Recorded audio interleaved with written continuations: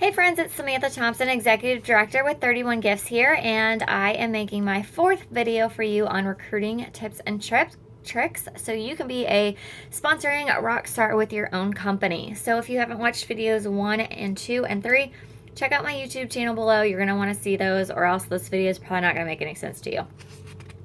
So once you've got your list made, you've set your goal, you made your list, you've contacted the people on your list, and you've mailed them information on your opportunity. Now what, right? This is really where the proof is in the pudding kind of a thing. The fortune's in the follow-up, if you will. So you want to follow up with each and every person. And I recommend that you do this between 24 to 48 hours after they've received the information. So you don't want to do it immediately. You want to give them time to look at it. But you don't want to wait too long. Some people say, oh, I'll contact you in a week. No, the newness is worn off. The excitement is worn off. They've thrown that catalog and information in the trash or in a pile on their counter, and they forgot about you. So make sure you contact them pretty quickly. So one of the things you can do is if you're dropping packets off instead of mailing them, that makes it easier to track.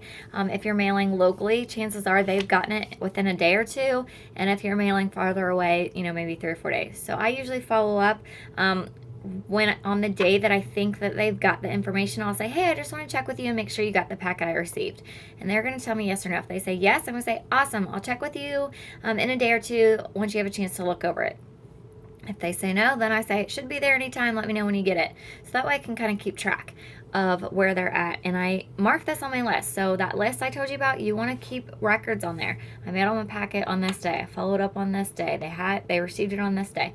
That way you kind of know where you're at. Once they've received your packet, you're gonna simply talk to them about what they got. So you're gonna say, ask them questions, and they're gonna be open-ended questions. So you might say things like, what did you think? What did you like best? What part interests you? Or what questions can I answer for you? Things like that. At this point, if you can get a personal meeting with them, even better. Ask them if they would like to meet for coffee and talk about it. If they're too busy for that, or they're not as interested for that, then you might just do a conversation over, again, their preferred method of communication, whether that's phone, email, Facebook Messenger, text messaging. But over their preferred method of communication, start a conversation and just talk to them about the opportunity.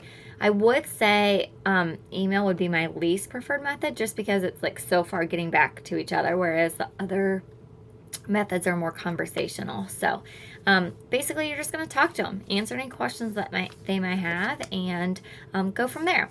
So stay tuned to my YouTube video for more tips and tricks on recruiting or sponsoring or building your direct sales business team. And that's all for now. Thanks, guys.